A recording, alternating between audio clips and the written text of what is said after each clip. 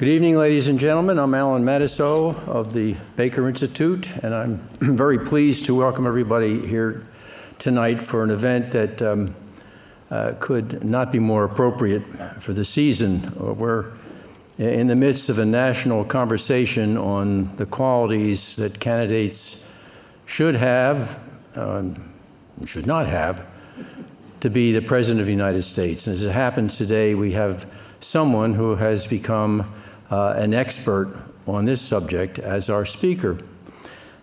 Talmadge Boston is a lawyer by profession. He got his law degree from the University of Texas in 1978, specialized in civil litigation, and has had a remarkable career as a lawyer. He is a leader of the Texas, has been a leader of the Texas bar. He's been honored many times for his service to the bar. And every year from 2003 to 2011, he was on the Texas Monthly list of super lawyers. 2012, he published a book about being a lawyer, which is called Raising the Bar: The Crucial Role of the Lawyer in, what's that word? I can't read my, in what? In society. It's my handwriting. It's actually a book about how to be a lawyer, and in particular, how to be a great lawyer. Chapter 2 of that book is entitled The Two Most Important Lawyers of the Last 50 Years. They're both Texans. One of them is Leon Jaworski, and the other is James A. Baker III. Mr. Boston's also a baseball fan, and he's written a couple books on baseball. 2005, 1939, Baseball's Tipping Point. 2009, Baseball and Baby Boomers. These books were good enough so that Mr. Boston was inducted into the Texas Baseball Hall of Fame, and that, to me, is a great achievement. I'm a fan, too. That helps explain the second career that he, more or less, I guess, accidentally stumbled on, because in 2008, the SMU Athletic Association invited Ken Burns to come and talk about his forthcoming PBS film called The 10th Inning. And who else should interview him, of course, but Talmadge Boston. And that interview was a success. And in succeeding years, he had other interviews in front of large audiences. And it turned out that because Mr. Boston is a litigator, he knows how to ask questions, he knows how to elicit information, and those interviews were very successful. So he had an idea in 2013. He's very interested in the history of the American presidency. So why not interview scholars on the American presidency? Unvarnished, unscripted interviews, edited transcripts, and publish them as a book. And so he selected the 20 greatest American presidents. And he intensively studied the lives of each of them. And he invited presidential scholars to speak in front of large audiences, and those transcripts became this book, which is called Cross-Examining History. A Lawyer Gets Answers from the Experts About Our Presidents. It's a sterling list of interviewees.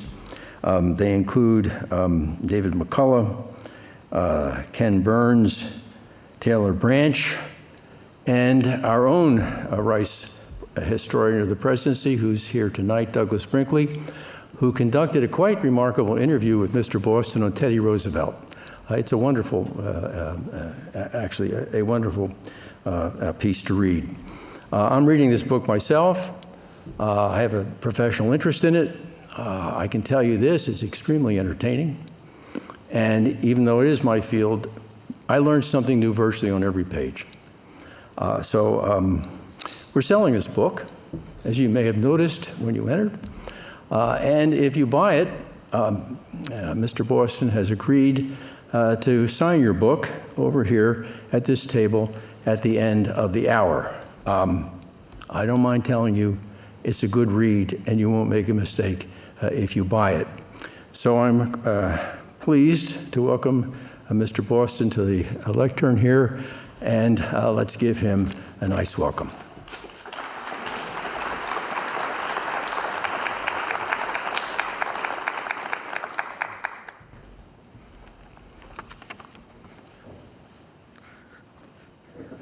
Well, good evening. I really appreciate that nice introduction, Dr. Matisow, and what a great feeling it is to be back here at the Baker Institute, where I interviewed Secretary Baker last December for the interview that appears in the book. And so here we are in this presidential election year of 2016.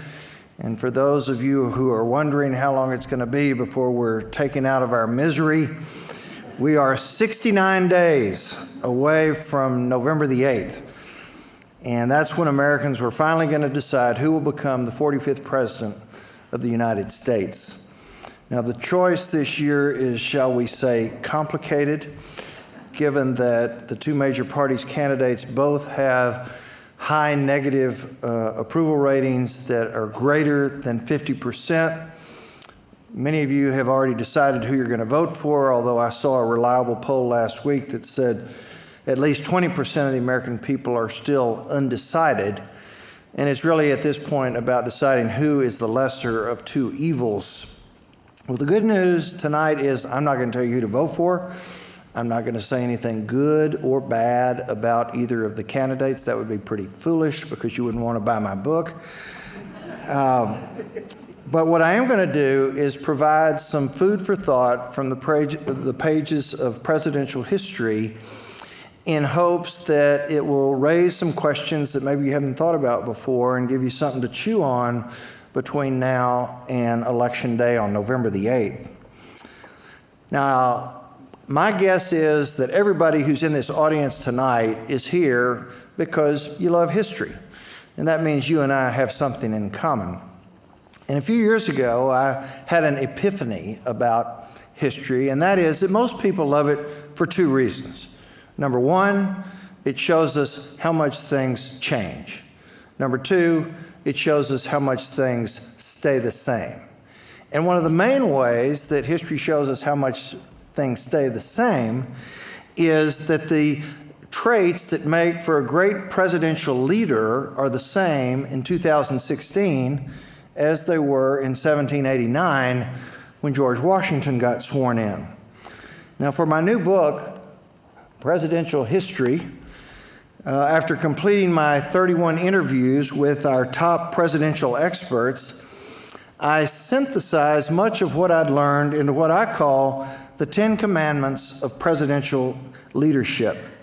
Now, I recognize that this audience is filled with leaders in education, leaders in government, leaders in business, leaders in civic organizations, and other groups.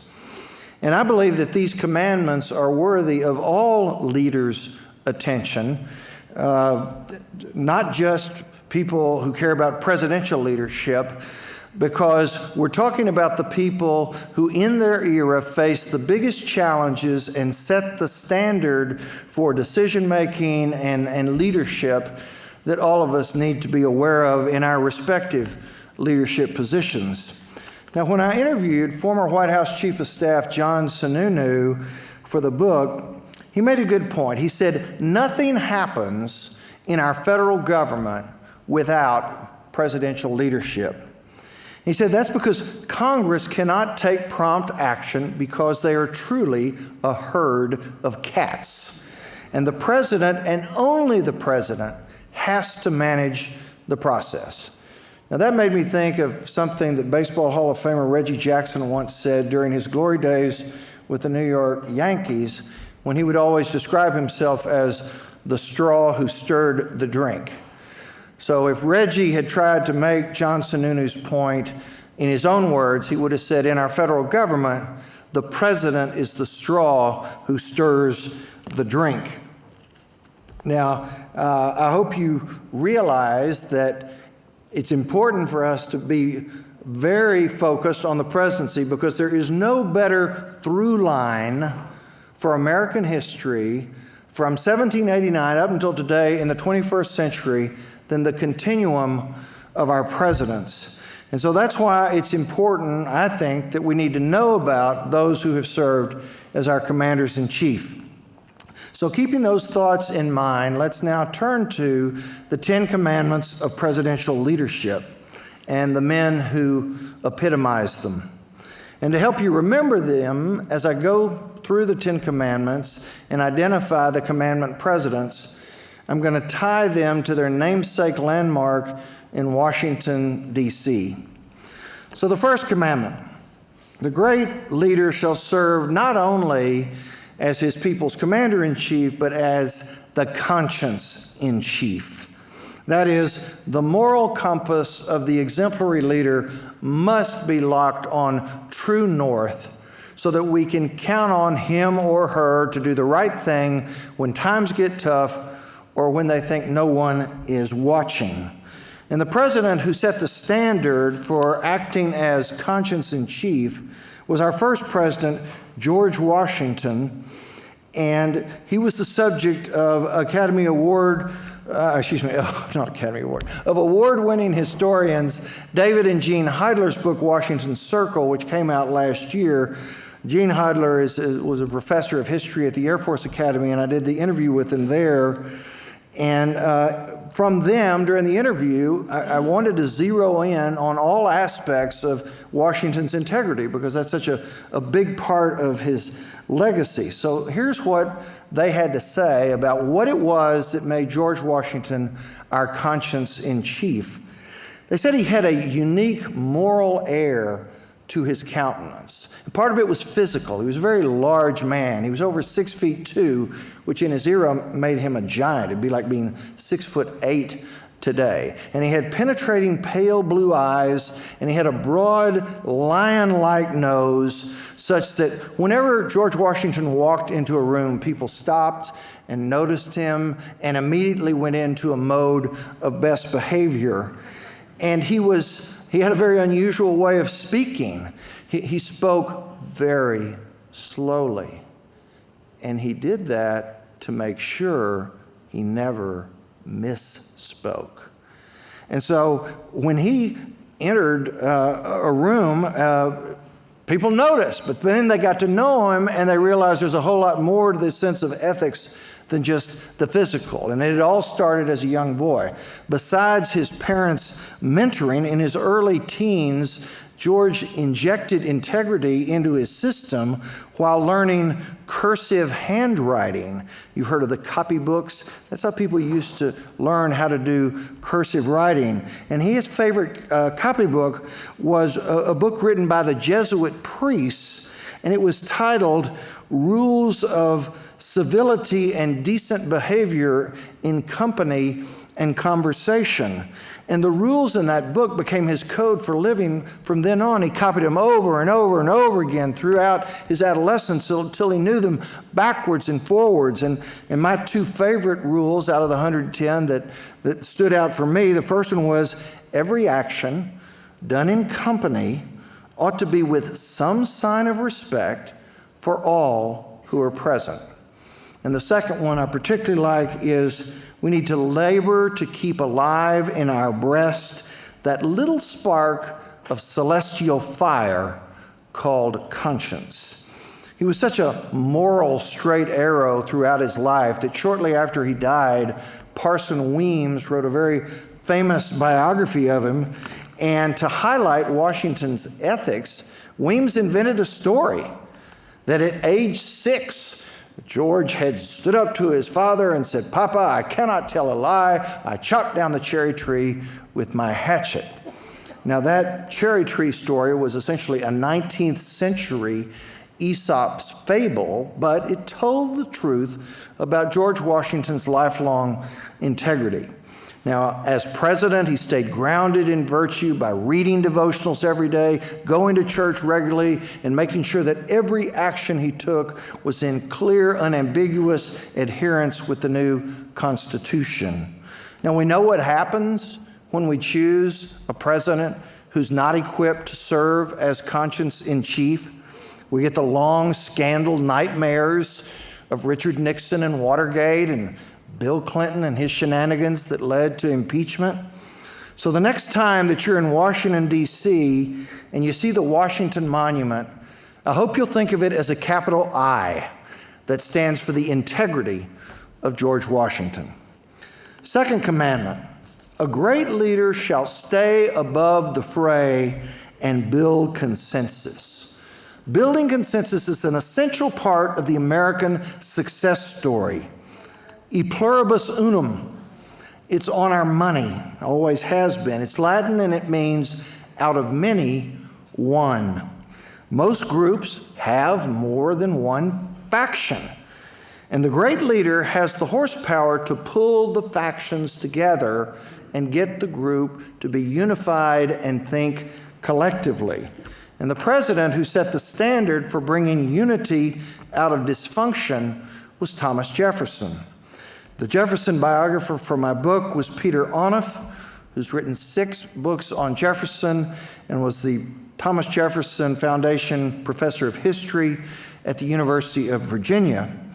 And I went deep with Peter on exactly what it was that allowed Jefferson to be so great at building consensus at a very fragile time in our country's history, when the Federalist Party, led by Alexander Hamilton and John Adams, was in constant conflict with the Republican Party, led by Jefferson and James Madison, to the extent that the Federalist-controlled Congress during the Adams presidency passed the Sedition Act, which from 1798 to 1800 made it a crime punishable by incarceration for anyone to criticize the president or any Federalist policy. So at that totally dysfunctional time, when our country was barely a decade old, Thomas Jefferson became president in 1801, and he got the country to lessen its divisions and start thinking in unity. Okay, how did he do it? Well, Peter Onuf said that from the very beginning, in his first inaugural address, one of the first things he told the crowd was, "We are all Federalists. We are all Republicans." And he went from there over the next 8 years. Now, American diplomat Harold Saunders has said, politics is about relationships.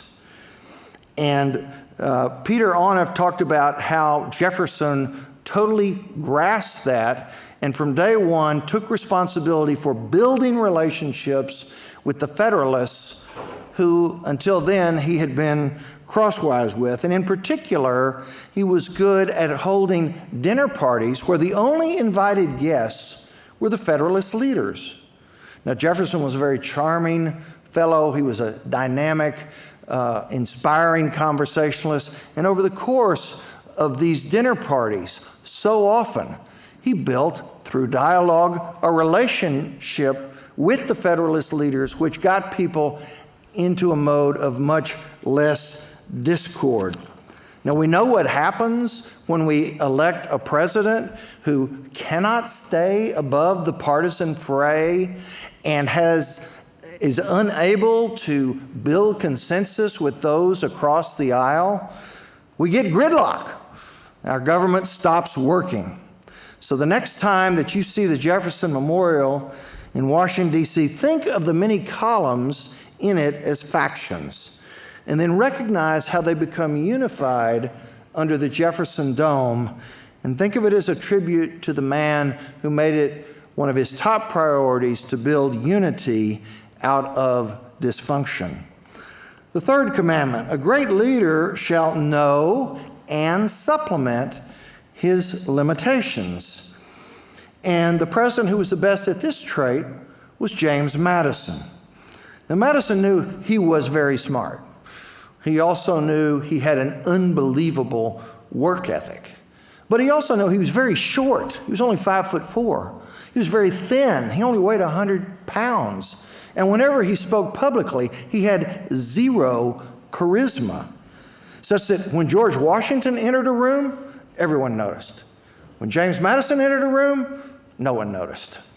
And the Madison biographer for my book was David Stewart, who's won many awards, who devoted his latest book that came out early in 2015 to Madison's gift for forming partnerships with those who had what he lacked. So what did Madison do to compensate for being a scrawny little guy who got lost in a crowd? David Stewart explained how he buddied up with big, impressive George Washington. And Washington was smart enough to know that he wasn't brilliant. He needed somebody with high horsepower to guide him and persuade him and lead him and help him to understand what he needed to understand in the Constitutional Convention and during the early years of Washington's presidency, such that together they did more than either of them could have done individually. What did Madison do to compensate for being short on charisma? Well, David said he buddied up with Alexander Hamilton, who was by far the most charismatic of all the founders. And Hamilton was smart enough to know that if he was going to achieve his objective in writing the Federalist Papers, he needed a partner. He needed someone who was equally brilliant, equally hardworking, and he found that person in James Madison. And together, they finished the Federalist Papers and led the movement to get the states to ratify our Constitution. So what did Madison do to have complete confidence that there was full-blown creativity in play as he went about the process of creating our new federal government? He buddied up with Thomas Jefferson, a creative genius. And Jefferson was smart enough to know that some of his creative ideas ultimately didn't make any sense. He needed somebody level-headed to bring him down to earth. And so he and Madison had an ongoing dialogue, sharing ideas that allowed the full creativity of Jefferson to be put into play in the formation of the government in a way that it would work. Now, in Washington, at the Library of Congress, is the James Madison Memorial Building. And inside that building is the original of our Constitution. So recognize how the words of the Constitution have power only when they are partnered together. None of them have any power standing alone.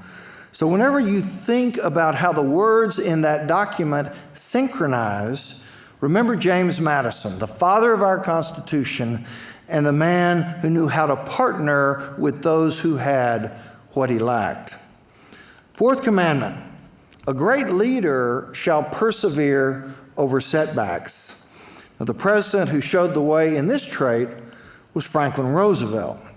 And for my book, I interviewed 3 FDR biographers, Ken Burns, Pulitzer finalist Jeffrey Ward, and National Book Critics Award winner James Tobin. And during my interviews, they all focused how, until he reached age 39, Roosevelt was a physical fit dynamo. He played a lot of golf. He loved outdoor recreational activities. He loved socializing. He loved dancing. He loved working hard to pursue his high ambition in his political career. And then all of a sudden, from out of nowhere, polio hit him in 1921, and all of a sudden he lost the use of his legs for the rest of his life. Now, Jeff Ward and Jim Tobin talked about how after the polio hit him, he never lost his steadfast resolve. He never lost his high-level, beaming self-confidence, even though he'd lost the bounce in his step. And by overcoming having to live with such a major disability, he was in the best possible position to inspire the country to believe that we had nothing to fear but fear itself.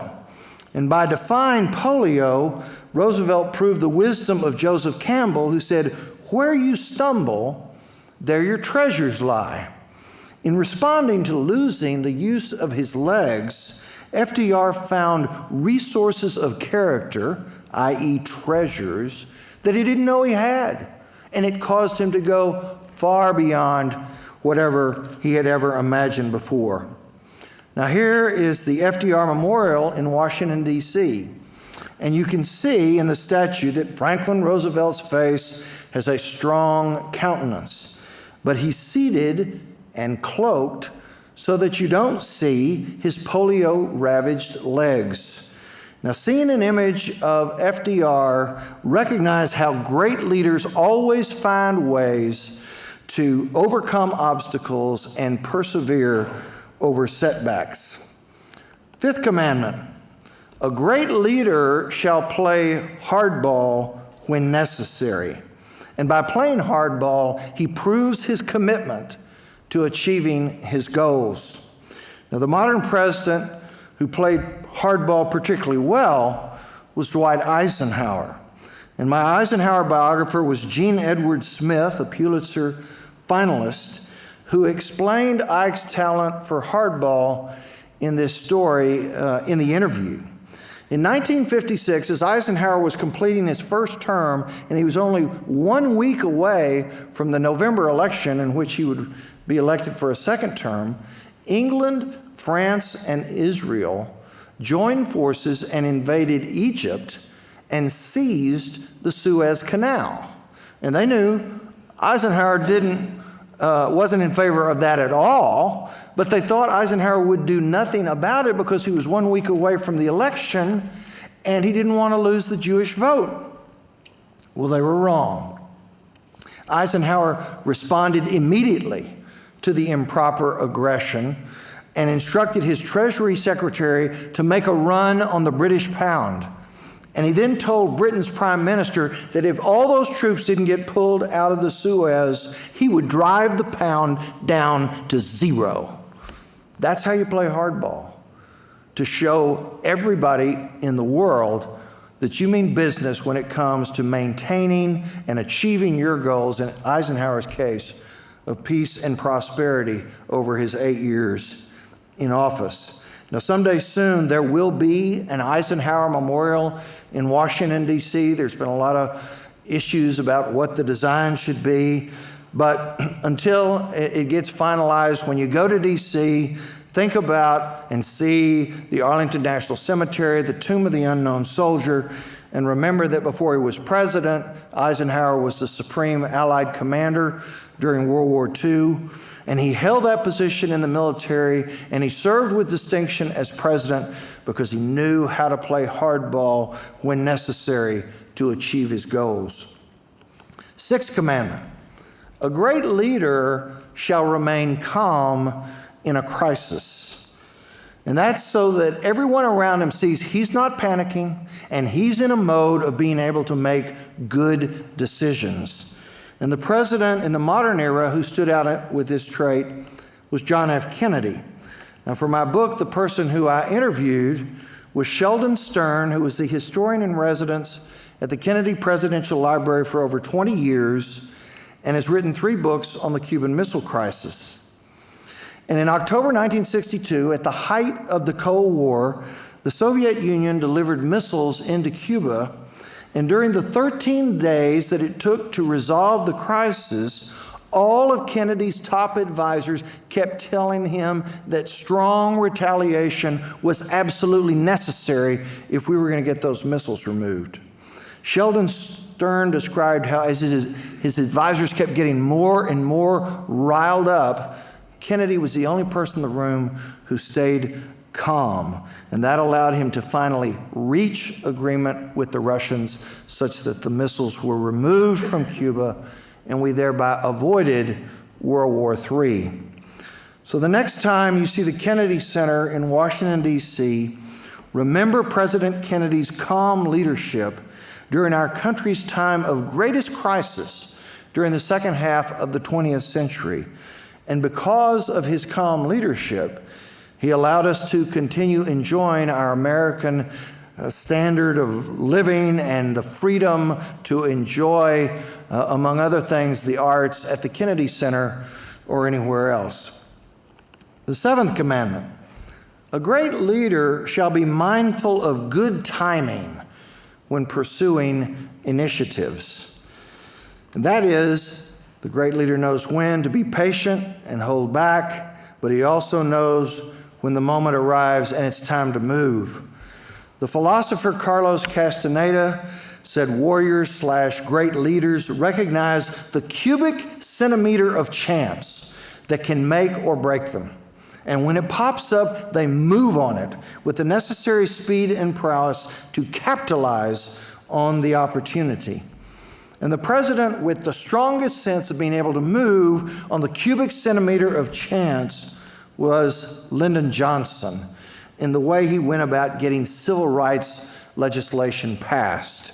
To get answers on LBJ and his civil rights leadership, I interviewed Pulitzer Prize-winning civil rights historian Taylor Branch, the head of the LBJ Library and Johnson biographer Mark Updegrove, Linda Johnson Robb, LBJ's daughter, and Larry Temple, LBJ's White House counsel. And from them, I learned the reason why LBJ didn't move forward on civil rights legislation until he became president. He said, "You never try to kill the snake until you got the hoe in your hand." As president, he had the hoe, and the snake were the Jim Crow segregation laws. Now, before becoming president, John F. Kennedy had been in Congress for 15 years, but during that time, he had other priorities. He never learned how to get legislation passed. And as president, after being in office for more than 2 years, he finally gave a strong civil rights speech and finally submitted a strong civil rights bill, but it was totally stuck in committee up until the time when Kennedy was assassinated. After Kennedy's death, with the hoe in his hand, Lyndon Johnson moved forward and strong-armed Congress and got the bill out of committee onto the floor through a filibuster and passed into law in July 1964 because he used as the motivation, this is the best way to honor the memory of our fallen leader by making him a martyr for the cause of civil rights. And that was a motivation that Congress could buy into and support. And that's how we got the Civil Rights Bill passed in July 64. Both Larry Temple and Mark Updegrove said it made more sense politically for such a controversial issue if Johnson had waited until after the November 1964 election. But Lyndon Johnson knew that if he waited that long, he would lose all the momentum associated with wanting to honor the fallen president. And so that's why he moved with that cubic centimeter of chance. The same thing happened with the Voting Rights Act of 1965. It was stuck in committee and going nowhere. And then all of a sudden came Bloody Sunday in Selma, Alabama on national TV. And America was horrified to watch these police troops beat up the African Americans who were trying to peacefully march from Selma to Montgomery as a protest against the state of voting rights in the state of Alabama. So with the nation's moral outrage behind him after Bloody Sunday, Johnson gave his greatest speech, called his We Shall Overcome speech, to Congress on national television, and then submitted the voting rights bill that was strong, and it soon became the Voting Rights Act. The same thing happened with the Fair Housing Act. It was stuck in Congress. The House couldn't agree to the Senate bill, didn't know how in the world we were going to get a housing bill passed, and then along came the assassination of Martin Luther King in April of 1968. Just as he had done with the Kennedy assassination, Johnson used that, let's make Martin Luther King the martyr for fair housing. This is the time to move. And the House decided on that basis to accept the Senate version, and we got the Fair Housing Act passed in 1968. So the next time you're in Washington, you will see the Lyndon B. Johnson Department of Education building. And remember that it was only because LBJ knew how to move forward with perfect timing when the cubic centimeter of chance arose that we got integration in this country better and quicker. The eighth commandment: a great leader shall be a great communicator and follow through on what he says. And the president who communicated and followed through best in the modern era was Ronald Reagan. Now, the people I interviewed on Reagan were his White House chief of staff during his first term and Secretary of Treasury during his second term, James Baker, in the interview that was on this stage last December, and his biographer, H.W. Brands, a Pulitzer Prize finalist. His book came out last year. It's a terrific cradle to grave biography. And one of the main things I wanted to get from them in the interview was to get a clearer picture on exactly what it was that made Reagan such a fantastic communicator. Well, obviously, he had spent half of his adult life as an actor. And so he knew how to look the camera in the eye and deliver his lines with full force. But beyond that, Bill Brands said that it was his sunny disposition and his cheerful countenance that caused him to convey a sense of optimism that gave Americans hope and allowed him to channel the inner voice of the American people. Secretary Baker said that it was Reagan's consistent, confident message over time in communicating his steadfast opposition to Soviet communism that built the momentum that led to the Cold War's end. Now, in the modern era, presidents' speeches are largely written by their speechwriters. And obviously, the boss gets the final say on what's in the final draft. But the most memorable line of Reagan's presidency as the great communicator came as he attempted to bring an end to the Cold War when he said, "Mr. Gorbachev, tear down this wall." Now, that speech went through several drafts, like speeches do, and every time his speechwriters kept taking that line out. They thought it would antagonize and alienate the Soviets. Reagan kept putting it back in. He knew that the time was right, June 12, 1987. The place was right, West Berlin's Brandenburg Gate. And his entire foreign policy message that he had been saying since his first political speech in 1964 was teed up and had finally arrived. And to heck with the speechwriters, he delivered the line that will forever give him a special place in our history. Tear down this wall. 4 words, each one syllable, simple and clear and passionate and right on the mark. And as important as his words, President Reagan then followed through in leading the effort to tear down the wall and end the Cold War.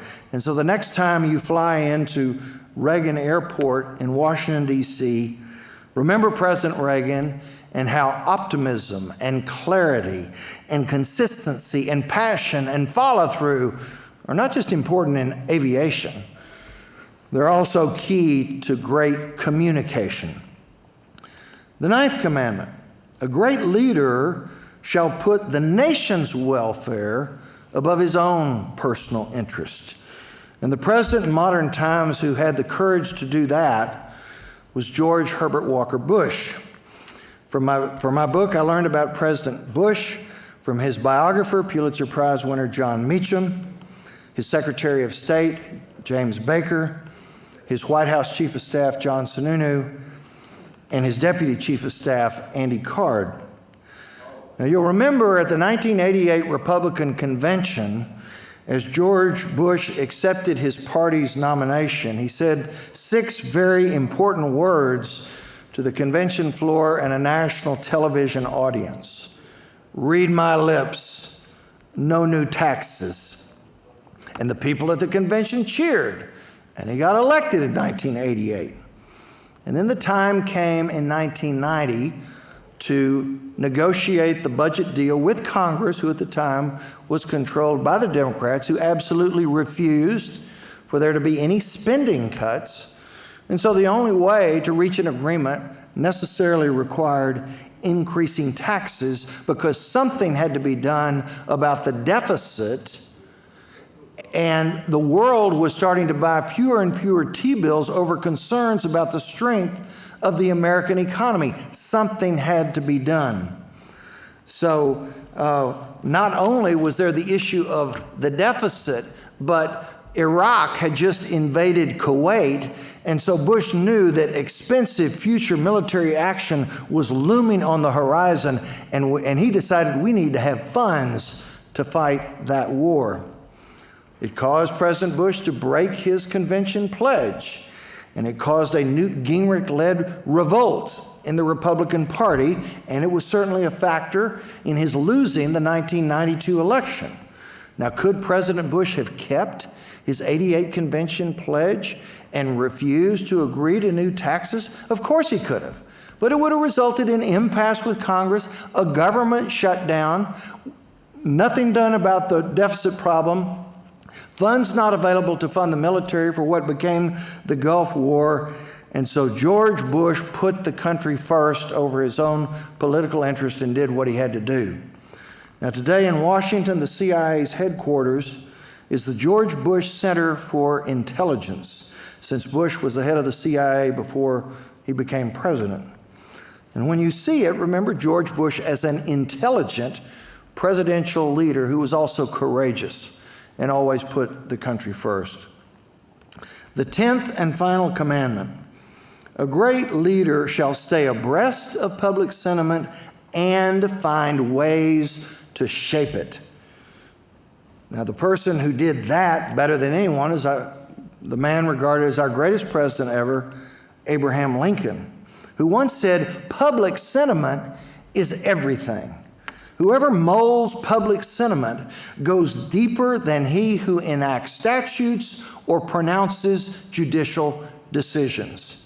The two historians who I interviewed for Lincoln were Harold Holzer, who last year won the Lincoln Prize. He's written many fabulous books on Abraham Lincoln. He's regarded as probably the top Lincoln scholar. He was the Lincoln Bicentennial Commission chairman. And Ronald White, who's written 3 terrific books on Lincoln, the last of which was a New York Times bestseller during the Lincoln Bicentennial of 2009. Now, Lincoln understood that in order to know public sentiment, the best way to do it in his era was to stay connected with the people who ran the newspapers in all the towns around the country. So whenever Lincoln had work, whether it was legal work or political work, he always made a point of stopping at the local newspaper and conversing with the people there so he would know the talk of their town. And once he found out what people were thinking, then Lincoln could shape a strategy to align their thinking in the future such that it would align with his own vision of what was in the best interest. As Harold Holzer pointed out in his book, Lincoln would shape that public opinion by writing newspaper editorials, giving tightly edited, eloquent speeches, strategically leaking information to newspapers, and also writing letters to editors that he circulated to newspapers all over the country. Now, here's an example of how Lincoln got out in front of an issue and shaped public opinion. On the divisive issue of slavery during the Civil War, he found a politically acceptable way to issue the Emancipation Proclamation by declaring that its passage was not about achieving some goal of eliminating slavery. Rather, its passage was all about it being a military necessity. And that made it a much more appealing rationale across the board than if he had stated it was his altruistic desire for people of all races to have equal rights. He knew from the public sentiment that what mattered above all else, in which there was total agreement, was we got to do something to end this Civil War ASAP. And whatever he could think of as a matter of military necessity to get there was all right with most people. And sure enough, there was very little pushback to the Emancipation Proclamation, and most Civil War historians regard it as a turning point in the Civil War. So the next time you're in Washington, you'll see the Lincoln Memorial, and when you're there, look at the great emancipator's statue, and notice how his gaze is not only directed at you, it's directed beyond you, because his vision was not only personal, it was far-reaching. And with that long-range vision, he was able to achieve a future that was much better than the present when he took office. Now, I want to close by going back to what's going to happen on November 8th. And I encourage you in the days ahead to find a quiet place by yourself and think about this year's candidates in the context of 10 questions which are tied to these 10 commandments. And I believe they provide a good metric for decision making about your election choice. Now, by asking these questions, I'm not telling you how to answer them. That's up to you, based on what you think, what's in your mind, what's in your heart, what you see in the debates. That's up to you. But I do believe that as you gather information and size up these candidates, and there's going to be something new every day that may shift people's opinions one way or another, as you decide who's going to be the next link in the chain of American history's through line and the next presidential face for the country. So here are the questions that I hope that you'll consider before you vote. First, who's better to serve as our conscience in chief? Second, who is more likely to stay above the fray and build consensus? Third, who will align with better advisors and recognize and rely upon their strengths? Fourth, who has the better record of steadfast resolve in persevering over setbacks? Fifth, who is more likely to play hardball when necessary? Sixth, who's more likely to remain calm and make good decisions in a crisis? Seventh, who will be more mindful of the cubic centimeter of chance when pursuing initiatives? Eighth, which is a better communicator and will follow through on what he or she says? Ninth, who will put the nation's welfare above his or her own political interest? And finally, who will stay abreast of public sentiment and find ways to shape it toward his or her vision? Now, may you consider these questions before you vote on November 8th, and I hope you'll be aided by the lessons of history that you've heard tonight, which I learned over the last 3 years when I had the opportunity to tap into the minds of our country's top presidential experts, those who have studied and those who have worked with those people who have served us so well as the presidents of the United States, the office that serves as the common thread of our history that sews us all together. Thank you very much.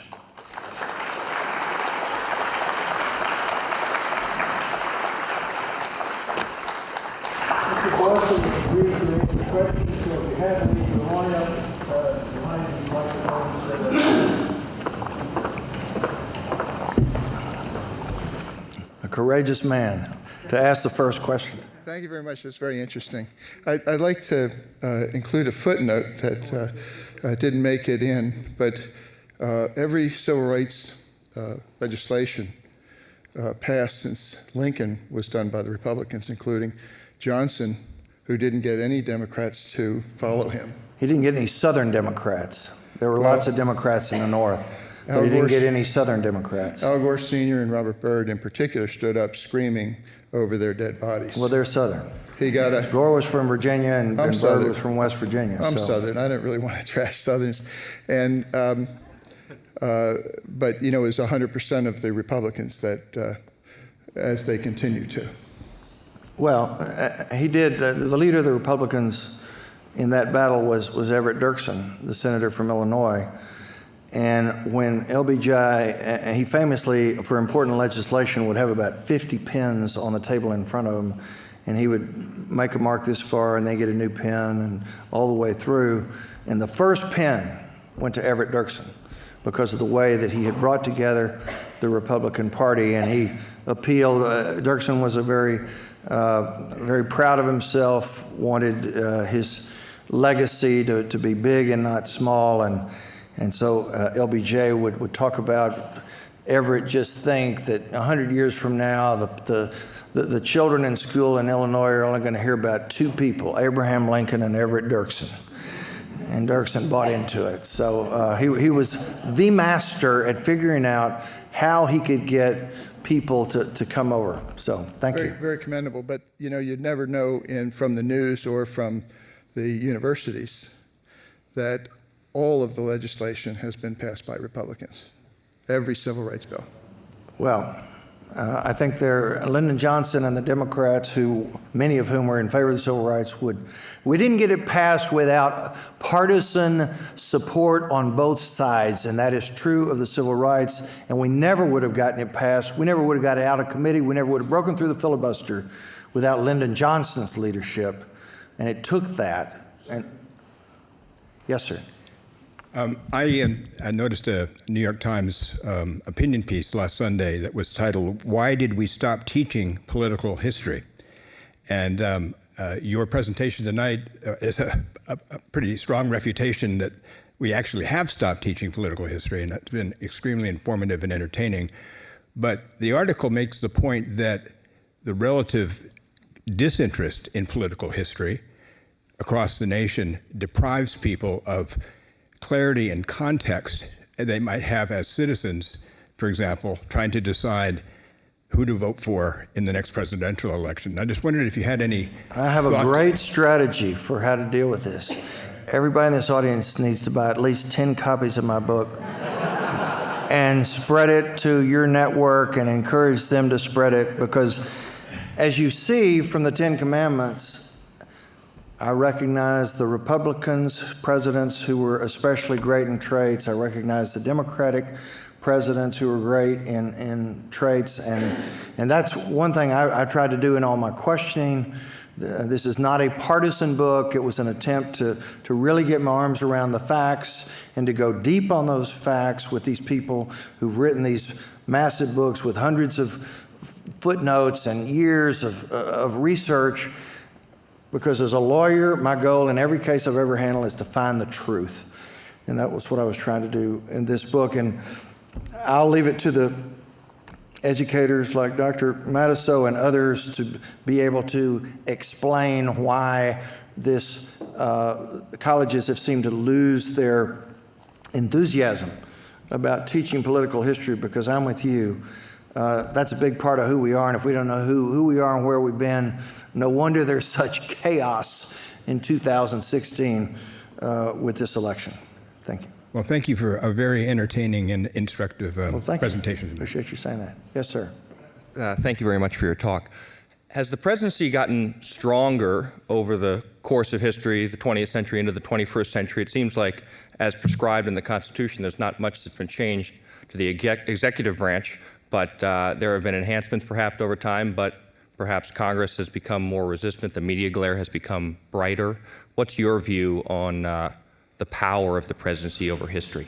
Well, the power of the presidency really took off in the modern era with Theodore Roosevelt, and we have one of the great Theodore Roosevelt historians, Doug Brinkley, who wrote a terrific book called The Wilderness Warrior that talked about Roosevelt's vision for getting things done. And Congress has always had the partisan component, and they can't move as quickly.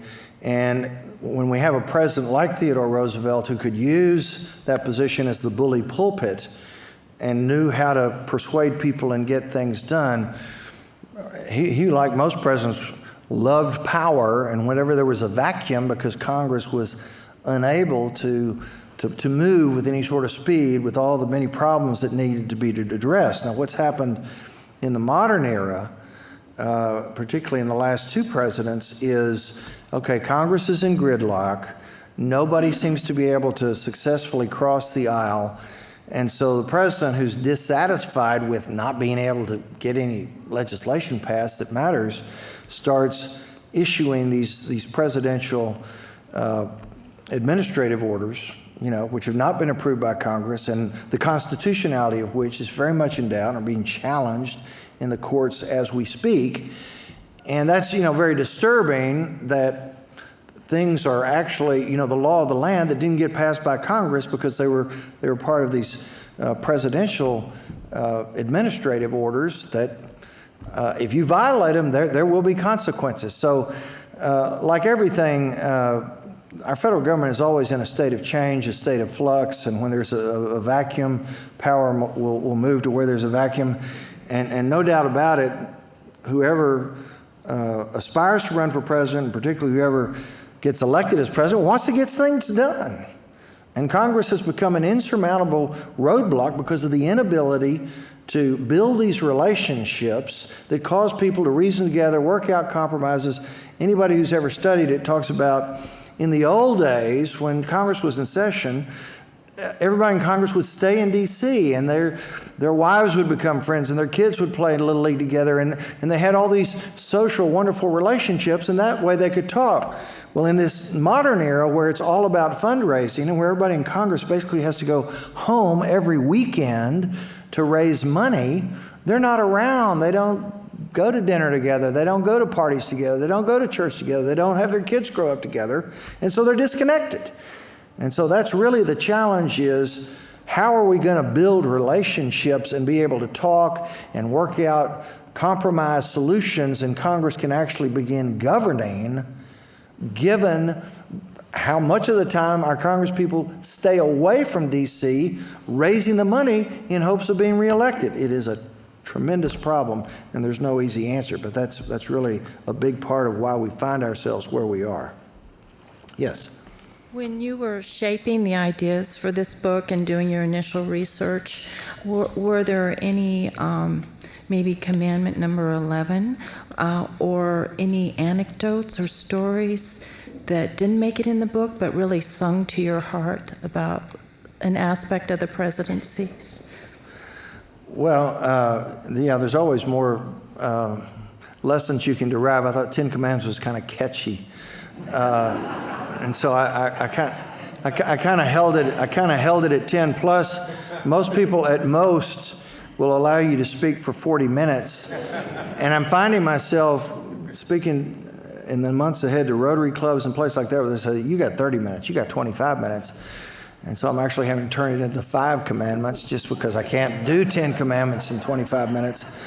I think that there are special stories in this book. The goal was to understand who these people are, why did they do what they do, what were their good points and their bad points. I mean, I did 2 historians on Lincoln, I did 2 on FDR, I did 2 on Theodore Roosevelt, and I did 2 on Nixon, because he's so weird and his story is so amazing. And one of the 2 was with Doug Brinkley here, who's done the Nixon tapes.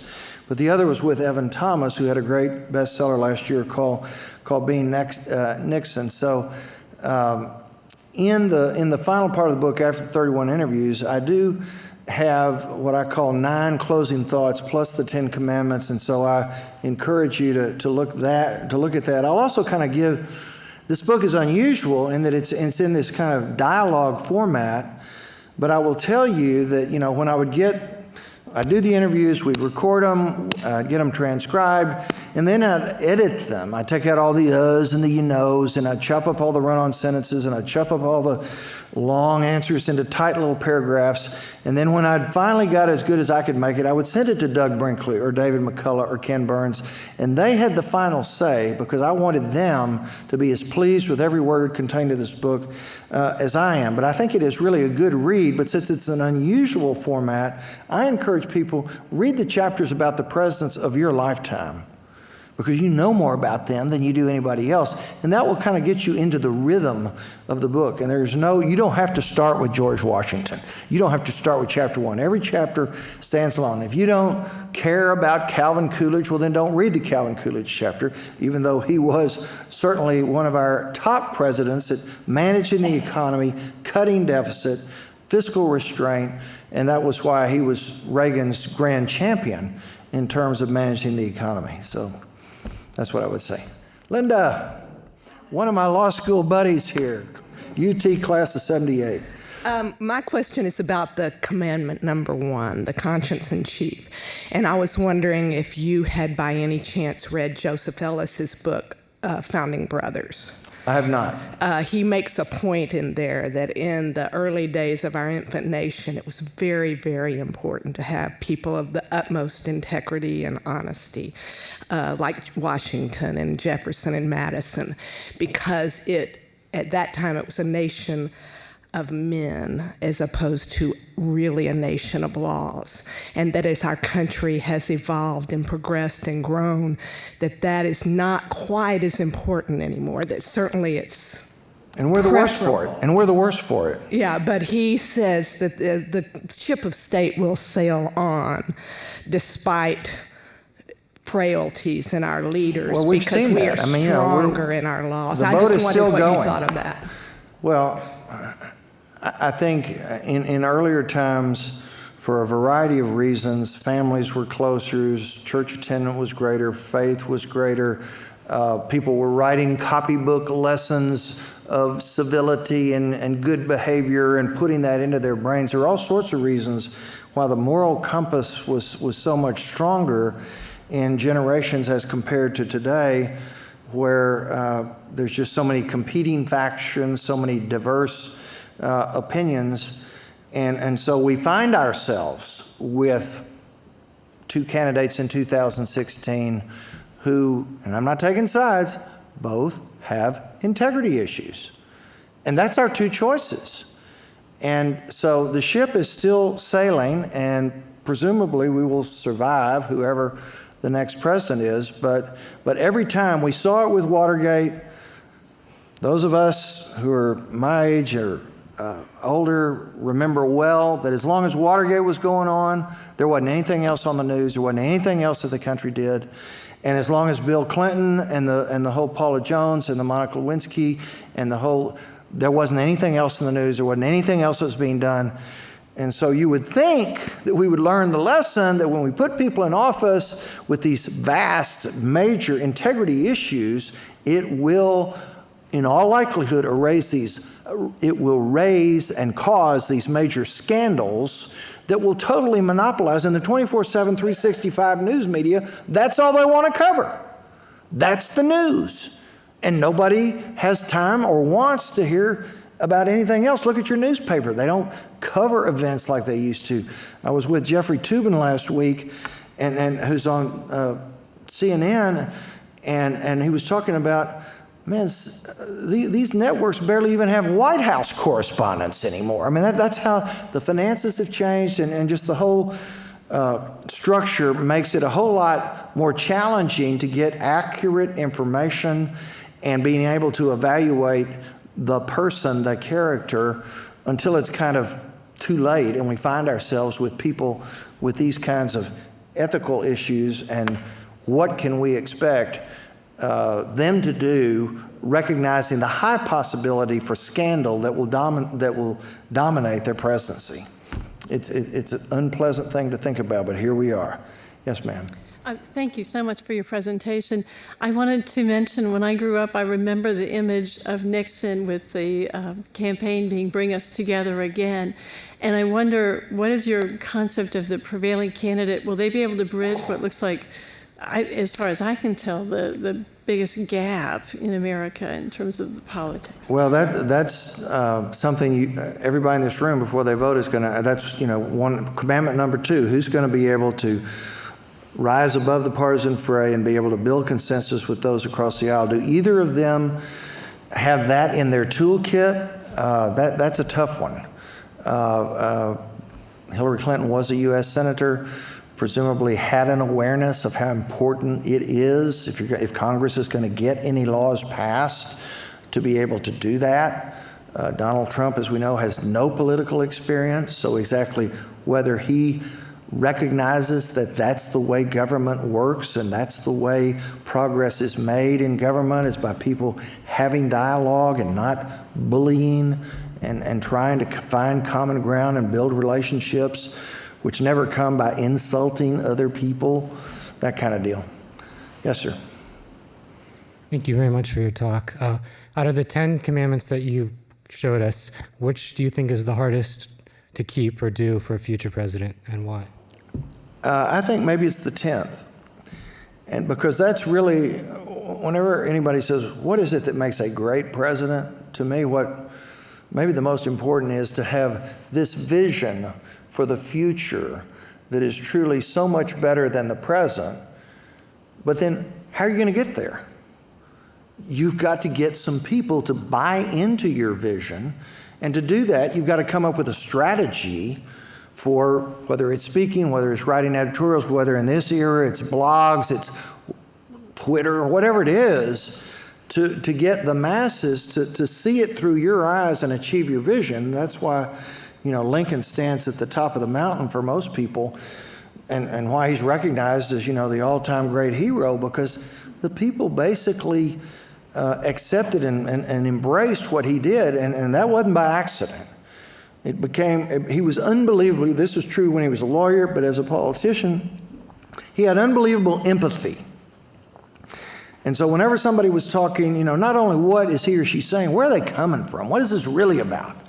And that was why he was such a great lawyer and why he was such a great visionary when it came to government. And so as huge as the population is now, as the diverse as the population is, as conflicted with the highest level of discord we've had in quite a while, how can we find a president who's going to be able to have this magnificent vision for unity or for progress or for whatever it is, and get Congress to support it, like Lyndon Johnson did with civil rights? That to me is probably the most difficult. Okay. You want to ask a second question? Sure. Well, to stick something in that from a comment you just had, to have kids, a kid can go bad. That's just life. But to have 5 children, all incredibly successful, well-educated, not raised by nannies, that respect the doorman or otherwise, and to, dearly love their parent, to have a parent send drawings to an 11-year-old girl, marked up drawings, and talk about how I can't wait to discuss these, to develop the girls as well as the guys. That's not something that's subject to conjecture. You can't have that many kids raised that way without the parent having character. And there were no nannies. So anyway, that's just one thing. We're talking about, doing projects with thousands of contractors.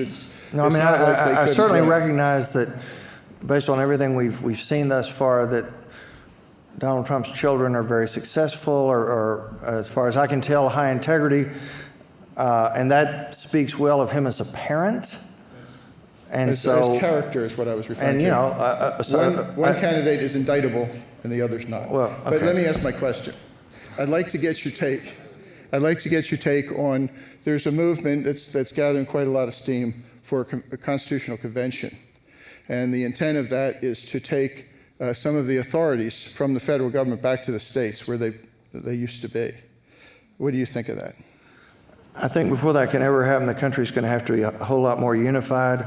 Ideas like that pop up all the time, but they never go anywhere unless somebody's got the horsepower to bring the people together and make the wheels turn toward that direction. And just standing up and saying, hey, I think we need a constitutional convention, without understanding how the wheels turn, how you align the people, how you do what it takes to get across that goal line, is something that I don't think anybody right now has figured out how to do. That's not to say somebody in the future may come up with a different vision and know how to do it, but I kind of think, be careful what you ask for, but Abbott seems to have an understanding.